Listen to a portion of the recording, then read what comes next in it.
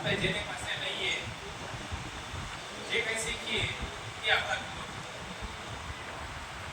જીવનમાં દરેક ક્ષેત્રમાં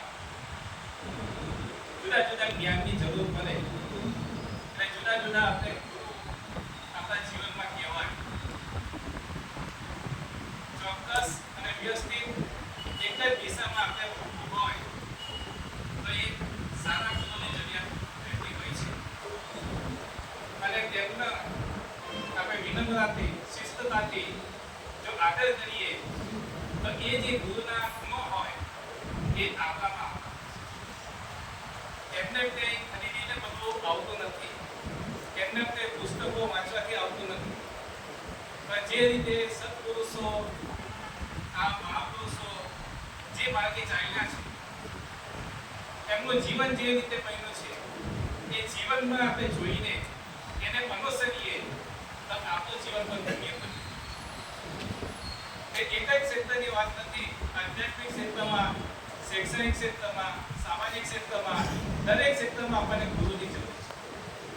સાચું જ્ઞાન, સાચી દિશા એ આપણને આપણા ગુરુ આપતા હોય છે. એટલે એ રીતે આપણે વિચારીએ તો આપણા જીવનમાં ગુરુનું ખૂબ જ મહત્વ છે. ગુરુ વિનાનું જીવન એ અંધારમય. કીધું છે કે અંધારામાંથી, એટલે કે અજ્ઞાન રૂપી અંધારામાંથી પ્રકાશ રૂપી જ્ઞાન પ્રાપ્ત આપણને ગુરુ થકી કરવું છે. તો એના માટે આપણે દરેક ક્ષેત્રમાં વધવું હોય આગળ, તો આપણે ચોક્કસ ગુરુને અનુસરીએ, આપણા ગુરુને માન આપીએ અને એના રસ્તે આપણે આગળ વધીએ તો આપણું જીવન પણ ધન્ય બને. જે રીતે ગુરુ એમનું જીવન ધન્ય બનાવી ગયા છે, એ રીતે એ ગુરુ જ આપણું જીવન પર ધન્ય બનાવી શકે. તો એ રીતે આપણા જીવનમાં દરેક ક્ષેત્રમાં, એ પછી શૈક્ષણિક ક્ષેત્ર હોય, આધ્યાત્મિક ક્ષેત્ર હોય, સામાજિક હોય, વેપારી હોય, ખેતીવાડી હોય, કે ગમે તે આપણે જે કાર્ય કરીએ તેમાં આ રીતે જો ચોક્કસ વ્યક્તિનો જીવન જોઈને અને સારી વ્યક્તિના જીવન પરથી આપણે જો બોધ લઈને આગળ વધીએ તો આપણા જીવનને આપણે ઉત્કૃષ્ટ અને દરેક ક્ષેત્રમાં પ્રભાવી કરી શકીએ, આપણી પ્રતિભાને ખીલવી શકીએ. તો આપણું જીવન દરેક તબક્કા અલગ અલગ ઉંમર કરતા હોય કે બાળપણમાંથી કિશોરાવસ્થા પછી આ રીતે જુદી જુદી આપણે આ જગતમાં ભૂમિકાઓ ભજવવાની હોય.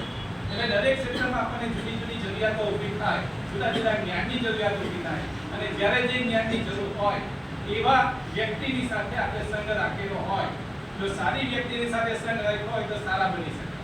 એ રીતે ખરાબ વ્યક્તિ સાથે હોય તો એવા અવગુણો આવતા પણ વાર લાગતી નથી. અવગુણો ઝડપથી આવે પણ ગુણો આવતા વાર લાગે.